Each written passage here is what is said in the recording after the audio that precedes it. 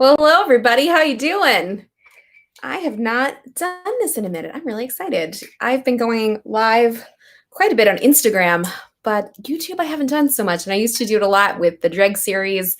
And I had a different background when I was doing that. It was the background at Press, which is one of the updates that I wanted to talk about today. But one of the other reasons we are live today is I am talking about this wine right here. So I did a little 60-second video on this wine. This is the $45 Napa Valley Cabernet from an estate that we can't name, but an estate that has garnered, I think, 10 100-point wines scores. And their wines start at about $150 and go up from there to about $600. I've seen them at auction for about $1,000. But this is sort of a really cool thing that happens once in a blue moon, once in a decade, not very often, where for whatever reason, and we can dive into some of these reasons why this happens, a winery doesn't really want to release their particular wine, and that can happen for a number of different reasons. And so instead, they'll sell what's called shiners, and they'll sell these bottles. They've already been made. It's their fruit or the fruit that they've personally selected, and it's gone through the process. But what happens is they don't want to release it. So companies like Wine Access swoop in there and they buy everything and they do what's called a private label. So in essence, you get the same quality juice, the high quality of winemaking, but you get it at a fraction of the price most of the time. And that is exactly the case with this wine. So we are talking about the $45 Radio Silence Cabernet today from Wine Access. And I've got the exclusive. They gave me the only link that is available right now because this actually went live about a month and a half ago. And sold out within like 24 to 36 hours. It was like something crazy like that. Great question. Where can you buy this wine? The link is below.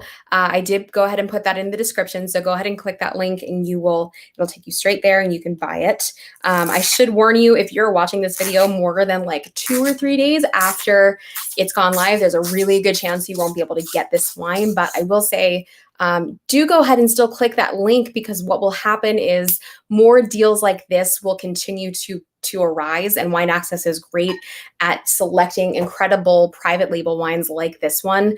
There will be more examples of wines like these. That said, I will say this is this is by far one of the best I've ever seen. I didn't even know wineries of this caliber were even releasing some of these wines to be made for private labels. So we've got so much to cover today, and I'm really excited to be back here with you guys. We're going to talk wine. We're going to talk about what I've been up to, because obviously it is 3:30 and I'm not at Press right now. So what happened? Wow, it's been a crazy, crazy, crazy couple of months. Obviously, for I think most of the world, I am not alone in that. But prior to the quarantine, prior to COVID, I had actually given my notice at Press. I was ready to take what I'm doing here on YouTube and on Instagram full time.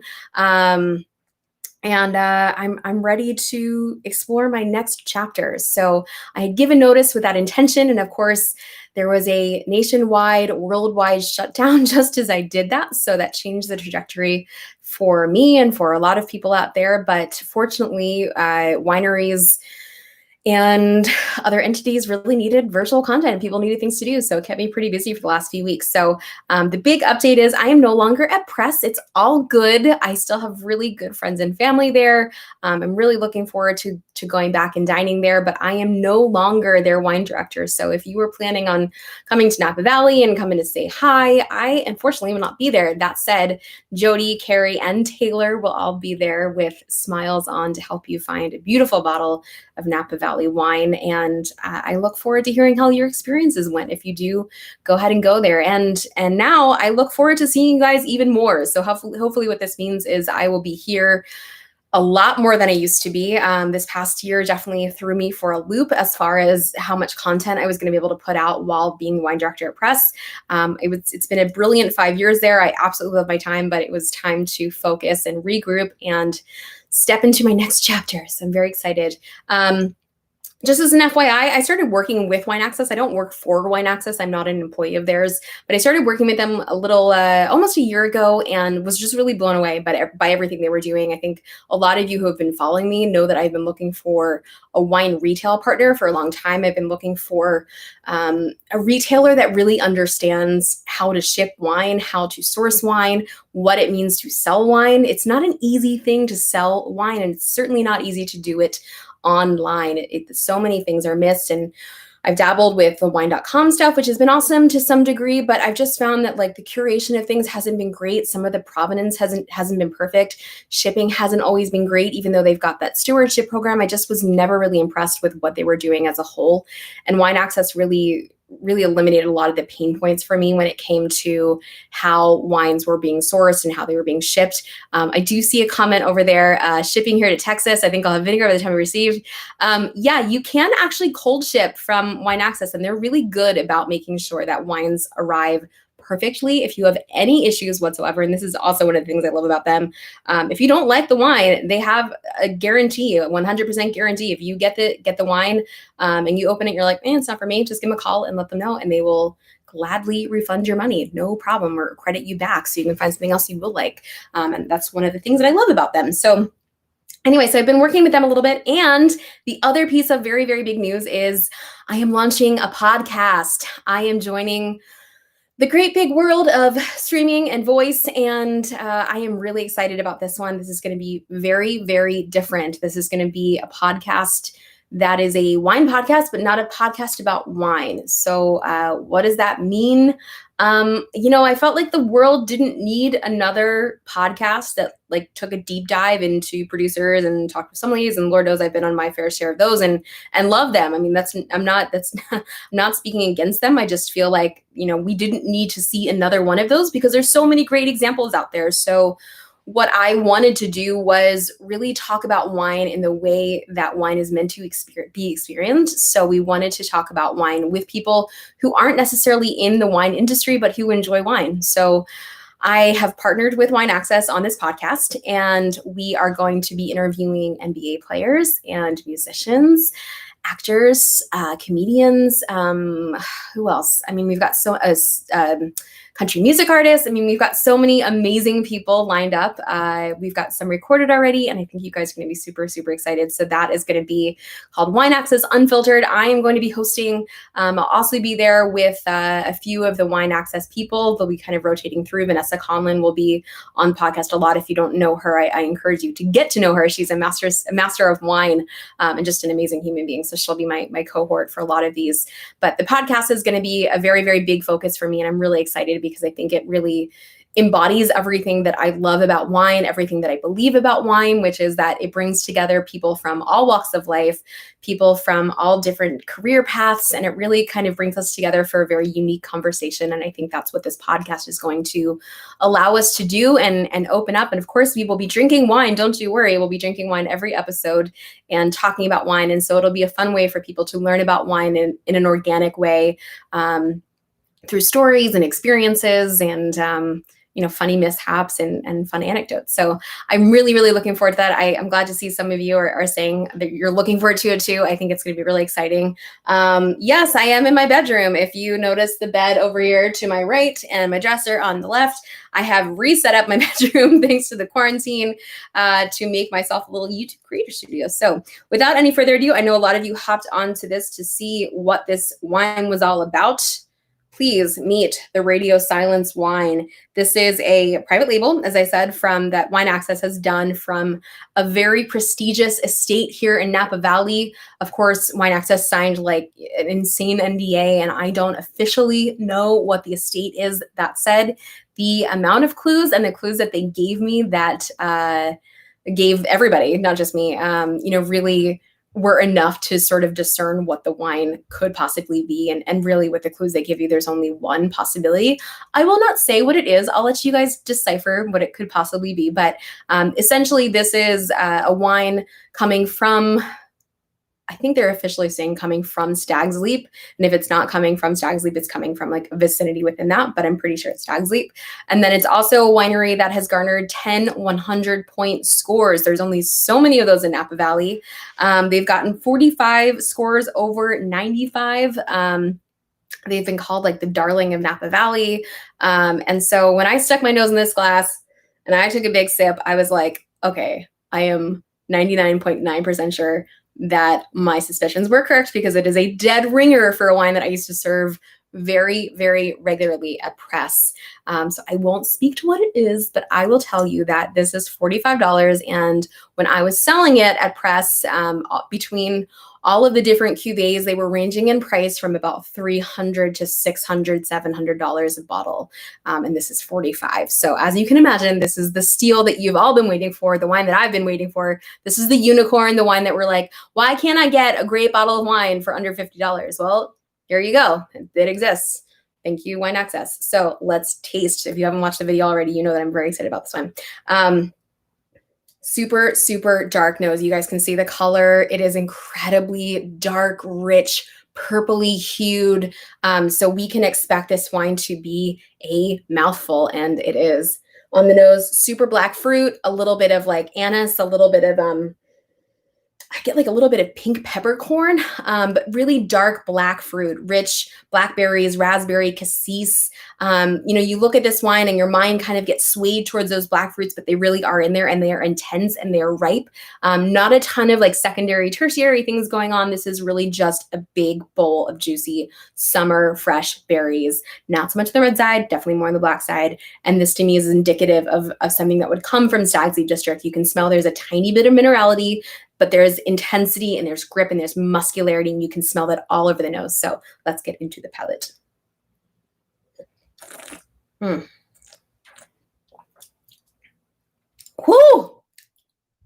That is a mouthful. Man, there are wines that just sort of taste expensive, and I've talked about this before. They just have like a richness and a luxuriousness to them, and that's this wine. So it is really rich, lots of dark black fruit on this on the palate, just as there was in the nose. But what really astounds me is how massive this is, but also how round it is. So it's really lush. It covers the palate. It's incredibly unctuous and viscous. But then there's this minerality that it's not quite acidic, but it almost like structures it so it pulls it back. So you have this big weight and this sort of like wave of massive amounts of fruit. And then there's this minerality that just sort of pulls it back and like makes you want to keep going back for more. And to me, that's the hallmark and the right amount of balance for a wine like this, and the hallmark of a really high quality wine. Because let's face it, I think, wines can be made in this style really well, and they can be made in this style not so well. And the ones that are made in this style not so well tend to be the ones that are really cloying. They kind of like dampen your palate. They're really, they're too weighty. They just they overwhelm you. And sometimes you want that, right? Like sometimes you want wines that are just like sit in your palate and there's nothing else there. And they're, they're big, they're massive, they're rich. But like after 3 sips, you're like, I'm kind of done. Like that was maybe a little bit too much. Wine like this, it almost like it gives you everything you want, and then it brings you back so you can keep going after it even more. It's just a really, really beautifully balanced, well-made wine with very, very high quality, well-integrated oak. You've got some seriously tight-grained oak. So you can just feel that this wine was just really beautifully cradled all throughout its life. Hey, Kyle, do you recommend decanting this wine? On the subject of decanting, I'm so glad you asked. I am not a big decanting fan. I never have been. I feel like wines like this, it feels so obvious to decant a wine. I think just like in the general climate of like how people feel about decanting, you're like young, big Napa Cab, we've got to decant it, right? What I've always found about young, big Napa Cabs is that, unless you really, really need to soften those tannins, like unless it feels like it's like really tearing the enamel off of you and like just like sucking all the moisture out of your mouth so that the tannins are just like too massive and like in your face, I always find that it's better to not decant. So I err on the side of caution. I don't decant. And I think that this wine will open really beautifully in the glass. What I find with decanting and why I wouldn't necessarily decant this wine is sometimes these wines can be pushed a little bit too far too fast. So I've talked about this in a few different videos here and there, but just to sort of like surmise, what I find is if you decant a wine too much too fast, a lot of times what happens is the wine starts to like separate out a little bit. It gets disjointed. So all of that like harmonious, beautiful freshness, the youthfulness that we love about these like bouncy fruit, and it feels really young and really fresh, that starts to dissipate a little bit. And some of those like alcohol ethers, which are really, really prevalent, and especially wine like this is not a low alcohol wine. This is not a hipster, like naturally made wine. This is a massive Napa Cab. This is textbook. Like when you think of Napa Cab and you think of big mouthful steak wine, that's this wine. And the alcohol in this is not low. I'm going to say the alcohol is probably like in the 15 range. Yeah, it's exactly 15. So I would say decanting this wine, you could potentially lose a lot. And then in the other downside of it is like those ethers and the alcohol can poke out. And at 15%, I'd say you're likely to have that happen. Wines this young, I don't know, there's so much fruit and it's so lush already. Like, I just don't think there's any need. So that's sort of a long-winded way of me saying, no, I don't think it needs to be decanted. Surely, if you want to, like by all means, but I'm like kind of happy with where it is right now. Is this a cellar contender for down the road? Another excellent question. So I think this begs the question of vintage and what's going on in the glass right now. So, and a couple other factors. So 2017 in Napa Valley, some of you may know this already. I was living here. It was a very big fire year for us. So unfortunately in October, it was a year where we got a lot of fires, but that's really not the biggest thing that happened in 2017. In 2017, we had massive heat spikes. It was a super, super hot vintage. Like I remember in July, maybe like towards the end of July, early August, there was this heat wave that I kid you not, we were seeing like 110 degrees, like for like 4 days straight. So we headed to San Francisco because it was like the only place you could go to cool off. So if you think about that from a vintage perspective, 2017 is a nice vintage, but it's a hot vintage. So it's not a vintage that is going to have a massive amount of acidity. And to that end, I don't think it's going to have a massive amount of cellaring potential. This to me is a wine that's going to have a really nice shelf life of like 15 years. And after that, you might start getting into like a place where the fruit starts falling off. And I don't know how much is going to be behind that. You're sort of essentially looking at a crystal ball and trying to figure out where a wine is going to go in its trajectory. And that's sort of part of what I'm doing with the other project that I'm doing, the Maison Demi project, where we're looking at the wine month after month to see what's happening. But in 2017, where you had a huge heat spike a number of times throughout the season, I'm just not sure that it's a vintage I'm going to want to lay down. I think, I feel really strongly about 16s. I feel really strongly about 18s, but 17, I'm just kind of like, they're big. It was a hot vintage, so the fruit's really ripe. The wines they haven't seen like a lot of acid in them. So to me, it's not a vintage that I'm like, yeah, I'm going to leave this go for, 30, 40 years. That said, I mean, you look at vintages like 2002, that was super hot. 97 was super hot. 78, if you want to go back far, that was super hot vintage. 87, the same thing. You look back in those vintages and like they're still drinking really well. I just feel like so much of what was beautiful about those wines is now gone. And 2002, 2004, those are super hot vintages. For me, those wines are like, they're in a good spot right now, but they're definitely on the decline. So I don't see them aging much longer than they are already without losing a pretty significant amount.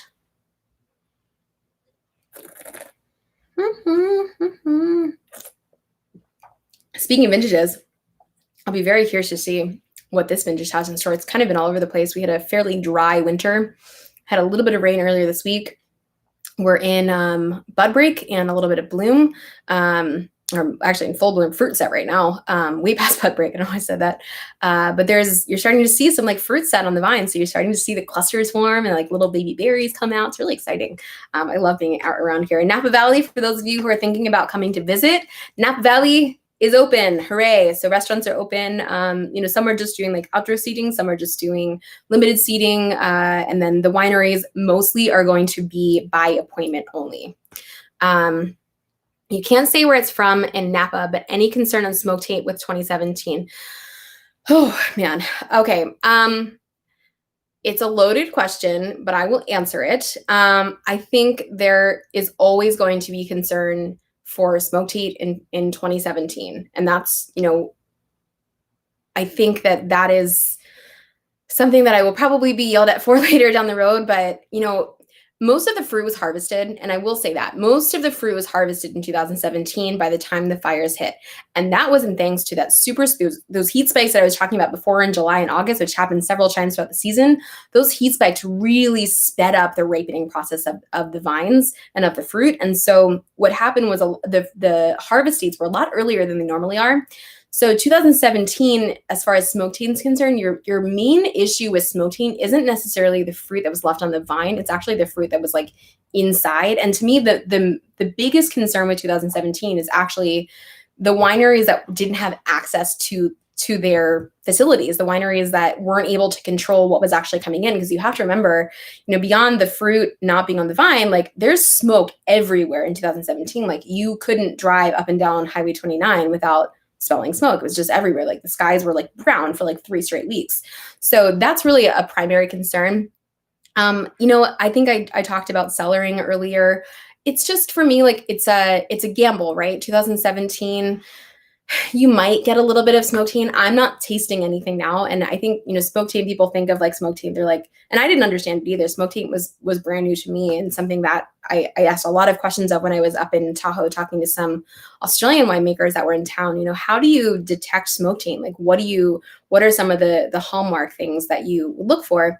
And smoke taint isn't something that, you think of smoke taint and you're like, oh, it's like barbecue, right? Like it smells like a grill, or it smells like smoked meats, or like Syrah. But this smoke taint doesn't necessarily present in that way. And a lot of times what happens is like, and I've tasted a few wines with smoke taint. What happens is like, it tastes like an ashtray. Like it tastes, a little bitter and a little bit acidic.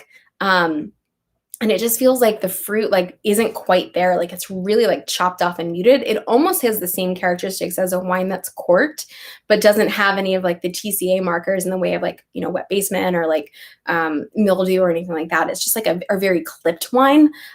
So, do I think there's any concern? I don't taste anything right now. I mean, truly, I would not be bringing this wine to you guys if I felt like there was smoke taint in here now. That said, like, smoke taint is one of those things that can emerge 5 years down the line, and like they're like, well, shit, like now what? And unfortunately, you can't really test for it.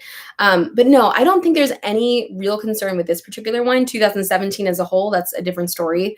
And the vintage is a vintage that I highly recommend trying to taste as much as you can, because not every producer had the same abilities to get into their wineries.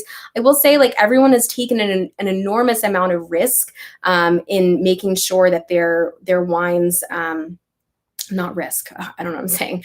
The wineries have taken an enormous amount of precaution in ensuring that the wines that are being presented to consumers are really, really good, and they are free from smoke taint. I think, in situations like this, why would a winery that's as prestigious as it is release these wines to a company like Wine Access for a private label? Well, they just didn't want to take the risk. They didn't want to have the conversation or ever have a guest come back and be like, hey, like, I think there might be smoke taint, even there isn't.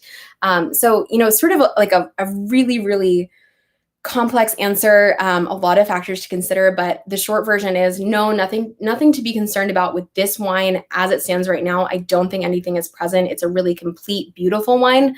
But 2017 as a whole, yeah, you're going to have to taste a lot of things. And for those of you that are buyers of wines that are considering cellaring, if you're buyers for the long term, if you're buying for retail or for restaurants, and you're not consumers, something to consider for 17. I've seen a lot of really good examples of 17s, but I have seen some wines that have tried to like sneak by me that did have little smoke taint. So buyer beware, not on this wine, but in the future.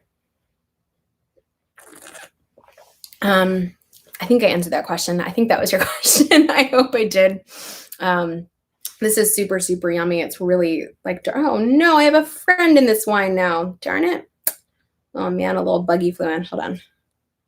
Ask him to leave. Thank you, sir. Sorry about that. Oh man, what is going on? You know what? We got rain like a day or two ago, and so we're not really a buggy place here, but some of the rain really brought on the bugs. So this wine is starting to open on the nose, but I think on the palate, it's really just like staying nice and kind of like, it's kind of a nice juxtaposition between like crunchy fruit and really soft and plushy fruit. Keep asking questions if you have them. I love these questions. They're super fun to answer. Even though the fire question always gets me a little flustered because I don't really know how to answer it. It was a really wacky time, probably the scariest time of my life. And to this day, I have like massive jaw tension as a result of those fires because there was like 2 straight weeks where I was so stressed and couldn't sleep. And like every night we were up with our phones, just like, you know, you didn't know if you were going to have to evacuate right away. It's really, really scary. So fires are like a weird subject for me.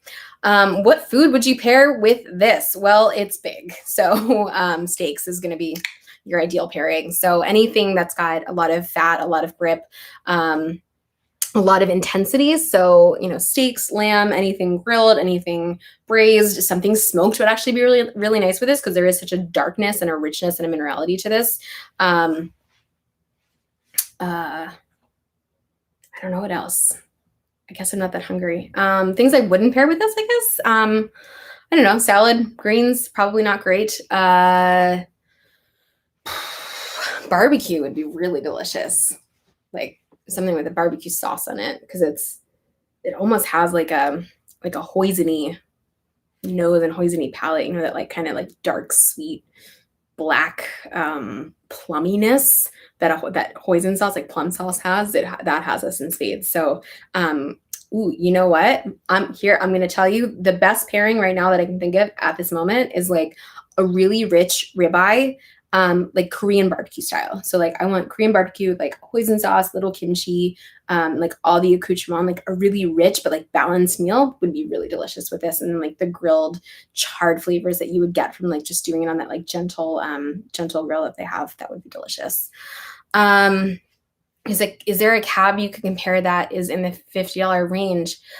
Oh, you know, that's a really good question. I don't have any good comps in the $50 range. I will tell you this is a cab that reminds me of something in like the $300 range. So, okay, without giving it away, what are some really rich examples of Napa cabs that would be prevalent?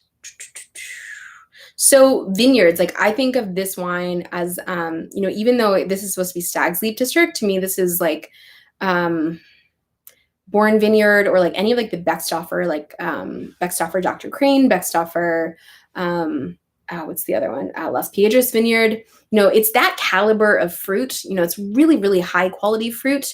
And then the winemaking is really intense. So think like Thomas Rivers Brown. Like think of a TRB wine. So like River Rain, he used to make Outpost, Mending Wall, Tamber Bay, and then his wines, I'm out of the game.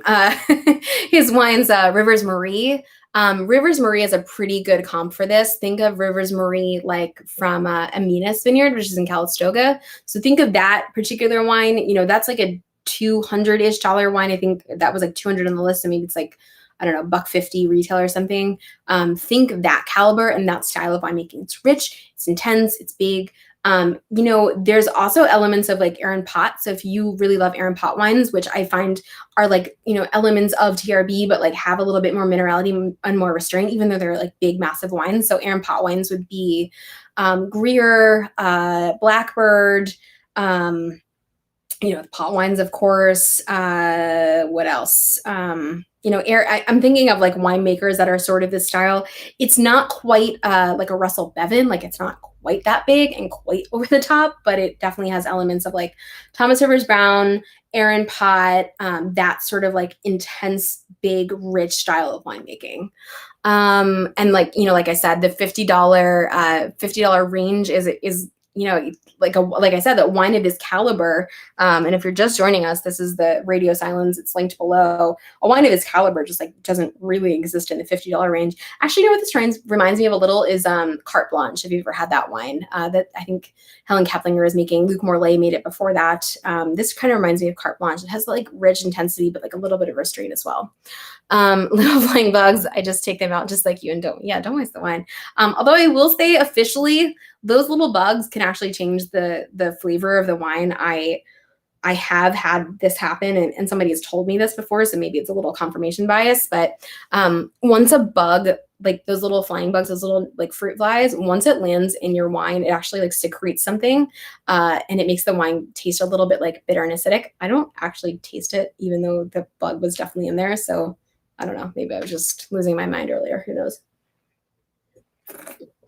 Guys, this is a super tasty wine, and it's getting bigger as it's opening. I actually pulled this out of my cellar, which was my cellar. I'm not that fancy. My wine fridge, which is like at a steady 55 degrees right now. So I just pulled that out. So it was like on the chillier side. As it's warming up, it's starting to put on a little weight.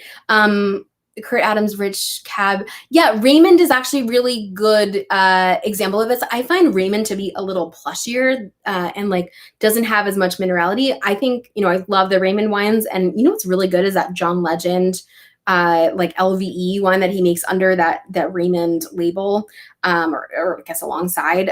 There is a lot of similarities in like the fruit style and composition, but this one has just a little bit more minerality, and I think this is maybe a slightly higher caliber wine than the Raymond wines.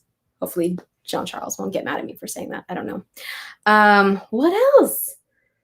I'm really excited to be doing this full time again. I really like being here on YouTube Live. If you guys are liking it too, let me know. I'll keep doing this. Instagram was getting a little saturated. There's a lot of people on there. I was doing a lot of Instagram lives on there for a while, and I kind of missed doing YouTube. It was very interactive, and I love releasing videos on here, obviously, because I just love this platform, and this has sort of been the original. Oh, and I hit 5,000 subscribers. I am so excited. I didn't like make a big like announcement, but I woke up and I saw that it was 5,000. I was so excited. So that was very exciting.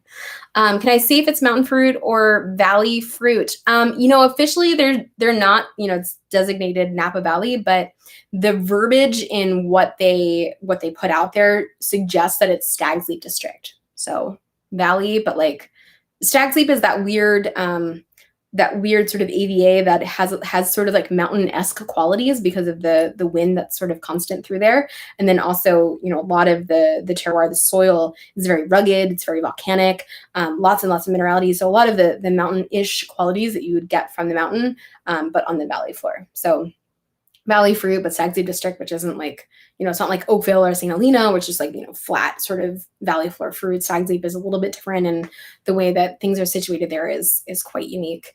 Who is coming to Napa Valley? Is anybody planning to visit this lovely place? It's been such a beautiful, beautiful week. We had gorgeous weather today. It's like in the high 70s, low 80s right now. Enjoy it. It'll be nice to look back at older videos easily. Yeah, I agree. I agree. I love going back and seeing some of my old videos. Gosh, I look so different. I had my short hair and my glasses, and it's been a fun little time capsule actually, because I started this channel almost 5 years ago. So, or I guess 4 years ago. So I started in March of 2016. And now it's, I don't know, what are we in June of 2020? So yeah, 4 years. And it's, man, it's been a fun ride for me. How do I stay so fit drinking wine daily? Woo! Well, the quarantine 15 was a real thing, my friends. That hurt. I walk. I'm really lucky to live in an area that like you can walk around a lot. So I do a ton of walking. And I try not to drink too much. I think that's maybe a big misconception is I actually don't drink that much. I might drink a glass of wine, maybe 2 a day, if that. But I can't really put down a bottle. That's like one of my I don't know if it's like a secret or like something to be ashamed of, but I cannot drink a whole bottle of wine by myself. If somebody were to put a bottle of like really, really good white Burgundy in front of me, I would attempt it. But a bottle of like big red wine, not a chance. I wouldn't have a shot in hell at finishing that. So you're very sweet to say that I'm fit, because I don't feel fit right now, but I needed that vote of confidence. So thank you. And shout out to Khloe Kardashian and her Good American line for like keeping it all in here. Wow, this wine is really opening. It's softening. It's still like massive and it's coating, but it's, again, that minerality hasn't gone anywhere. Really, really lovely, lovely wine. What else do you guys need to know about? The podcast is coming up. I have some virtual seminars, so I'll keep you abreast of what's happening with those. I have some other, I did a really great seminar with Chris Phelps from Inglenook that I am going to release on here. I did it a couple weeks ago, and, it's kind of nerdy. It's, we kind of like geek out about some things, but whatever, you can watch it on 2 times speed and learn a little something about Inglenook. It's like one of the most historic estates in Napa Valley, and really, really beautiful wines. Francis Ford Coppola and his wife, Eleanor, bought that property many, many years ago and have really rehabbed it, brought it back to life, and done some amazing things there. So it was a really fun seminar to do. And Chris Phelps, of course, or maybe not, of course, I shouldn't say that. Chris Phelps was the original winemaker at Dominus. So he started there in 1983, finished up in like mid 90s, 95, went and made wine at Camus for a little while. Oh, that's the other thing we need to talk about. So, okay, I'll go back. Went and made wine at Camus, then he made wine at Swanson, Inglenook now, and he's got his own label, of course, at Vivum, and just like a wealth of information, just a super, super cool guy. So I do a little chat with him. So I'll release that, I think, on Thursday. What was I going to say? Oh my gosh, I think I'm losing my mind. Maybe it's not the weight I should be concerned about. Maybe it's my mind. I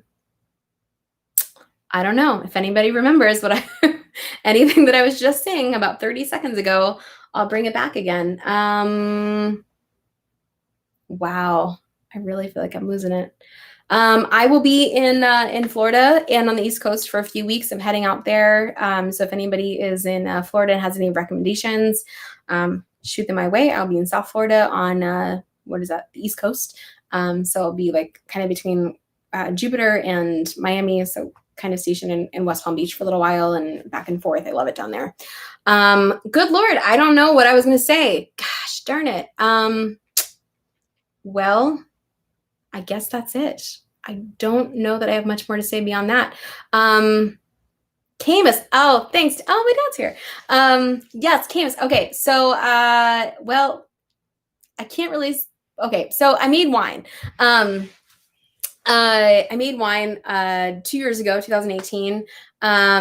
Can't say where I made it. Can't say where I got the grapes, but I made a little Nero d'Avola and it's done. So I'm going to be bottling it pretty soon. I'm trying to figure out what to do. It's only like 12 cases. But for those of you who've been following along that little journey that I started in 2018, making my own wine, which is a super fun experience, I'm going to be bottling soon. So it's all going to come to a close and we're going to do the thing and we're going to bottle and it's going to exist. I don't think I'm going to sell it because it's like 12 cases. So why would I do that?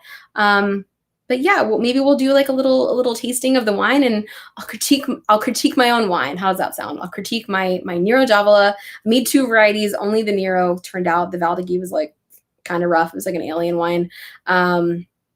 But yeah, it's I'm really excited. I actually, that was probably the most like nervous I've ever been tasting a wine because I was like, is it going to be okay? Is it like taste okay?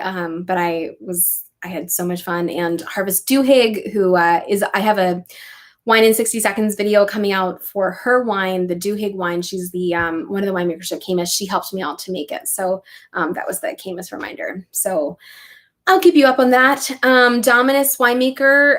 Yeah, that was Chris Phelps. He's the winemaker. He's the associate winemaker at Inglenook. So I'll release that video later this week so you guys can get a little preview of that. And again, this is a radio silence. Oh, I didn't mention that this wine went live about a month and a half ago. It sold out in about 24 to 48 hours. And because it sold out so fast, the Wine Access people were super sweet and they gave me the exclusive. So I have access to this wine exclusively, or you guys have access to purchase this wine for the first 24 hours. I have the only link. This is the only link available in the description below. So go ahead and click that if you are interested in buying it. I'm not sure if I like really sold that very well, but like if I'm not overly enthusiastic, it's not because I'm not. I actually am. I've been super excited about this wine for such a long time that I don't know. I don't have anything else to say other than like it just seems so obvious that you should buy this wine. It's $45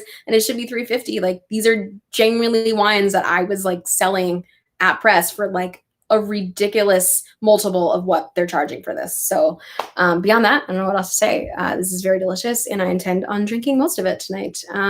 But as I said, I can't drink the whole bottle, so I'll have to corral some people from the neighborhood. So with that, I will say thank you so, so much. And I don't know, should we keep this going? Let me know. Tell me in the comments if you want to keep this going, if I should continue doing some live streams on YouTube. I think I should. I think the answer is yes. I look forward to your feedback if you feel like, no, don't do anymore. Until then, I'll hopefully see you guys in a little bit, and happy drinking. Bye.